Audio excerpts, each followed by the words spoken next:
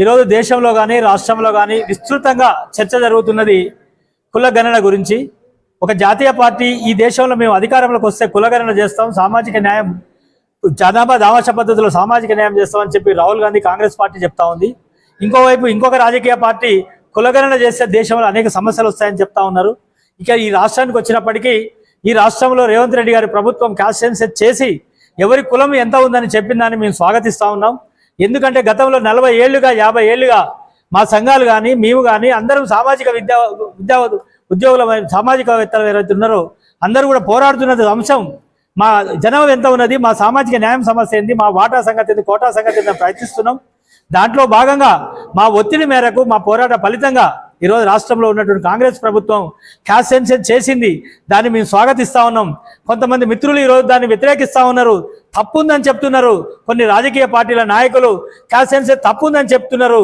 కేవలం ఆ తప్పుందని చెప్పడంలో ఉన్న కుట్ర ఏంటంటే రేపు కోట్లలోకి పోతే క్యాస్ట్ సెన్సస్ తప్పుంది కాబట్టి బీసీలకు 42% రాజకీయ రిజర్వేషన్లు ఇవ్వద్దు అని చెప్పడం కోసం ఉపయోగపడేటటువంటి కుట్ర కాబట్టి వివిధ రాజకీయ పార్టీ నాయకులు కానీ ఎవరైనా కుల సంఘాల్లో పనిచేసే వాళ్ళు కానీ బీసీ సంఘాల పేరు చేసేటటువంటి తెలివి తక్కువ వాళ్ళు ఎవరైనా ఉంటే చేసే సెన్సెస్ ఏదైతే ఉన్నదో దాన్ని స్వాగతిద్దాం.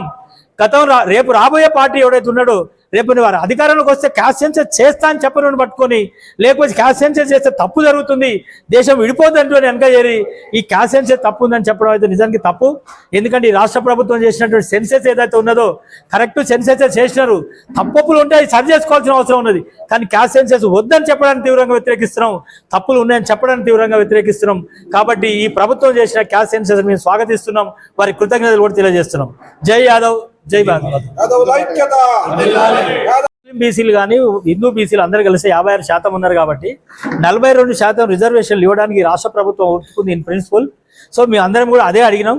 సో 42% రిజర్వేషన్లు గారు కేబినెట్ ఆమోదం చేసి కేంద్ర ప్రభుత్వానికి పంపుతున్నారు. ముందుగా అన్ని రాజకీయ పార్టీలు చేయాల్సిన పని ఏంటి, వాళ్ళ పార్టీలలో 56% ఉన్న బీసీలకు అట్లీస్ట్ 42% మీ పార్టీలలో టికెట్లు ఇవ్వండి, మీ రాజకీయ పార్టీలో పోస్ట్ పదవులు ఇవ్వండి. ఇచ్చిన తర్వాత అవకాశం ఉంటుంది. ఇంకోటి ఏంటంటే ఈ కులాలకు సంబంధించిన విషయం కూడా ఏంటంటే మీరు చెప్తున్నది ఏంటంటే బీసీ అనే పేరు మీద 1-2 కులాలే రాజకీయ అధికారాన్ని పొందడం అనేది తప్పు. కాబట్టి ఎవరి జనాభా దామాష పద్ధతిలో వాళ్లకు రాజకీయ, ఆర్థిక, విద్యా, ఉద్యోగ రంగాల్లో అవకాశాలు వస్తాయో అదే ఎవరి జనాభా దామాష పద్ధతిలో వాళ్ళ హక్కు పొందే విధంగా మనం ప్రయత్నం చేయాలి, దాన్నే మనం స్వాగతించాలి. వివిధ రాజకీయ పార్టీలు కూడా రిక్వెస్ట్ చేస్తా ఉన్నాయి, కాంగ్రెస్ ప్రభుత్వాన్ని కానీ టీఆర్ఎస్ ప్రభుత్వాన్ని కానీ.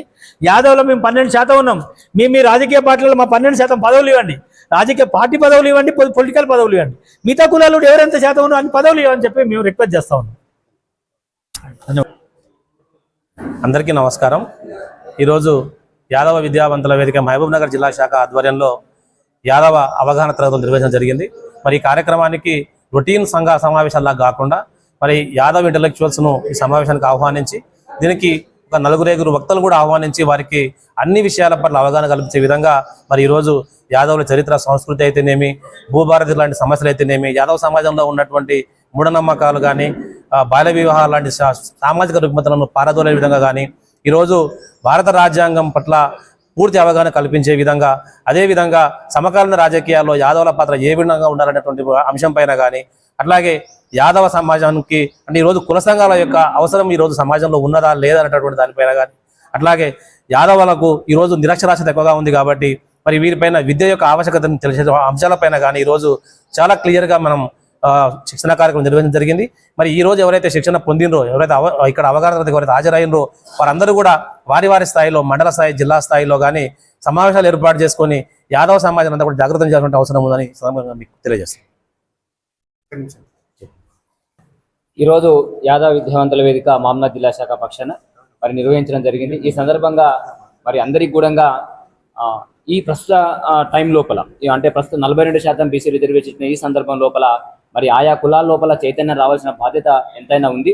ఆ చైతన్యం దిశగా ముందుకెళ్లాలనేటువంటి ఉద్దేశంతో ఈరోజు యాదవ విద్యావంతుల వేదిక యాదవ విద్యావంతుల అందరి కూడా అవగాహన సదస్సు ఏర్పాటు చేయడం జరిగింది. మరి అందరు కూడా వీళ్ళు ఆయా మండలాల్లోకి వెళ్ళి మరి ఆయా గ్రామాల లోపల విద్యావంతులందరూ చైతన్యం చేస్తారని చెప్పి మేము ఆశిస్తా ఉన్నాం. అందరికీ నమస్కారం.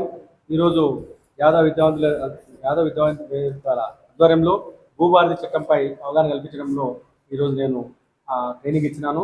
ఈ విషయం చాలామంది ఇక్కడ ఇచ్చేసిన యాదులందరూ సంతోషపడినారు. ఎందుకంటే ఎన్నో ఏళ్లుగా పరిష్కారం కాని సమస్యలు కూడా ఈ భూభారతి ద్వారా సమస్యలు పరిష్కారం అవుతాయని తెలిసి సంతోషపడినారు.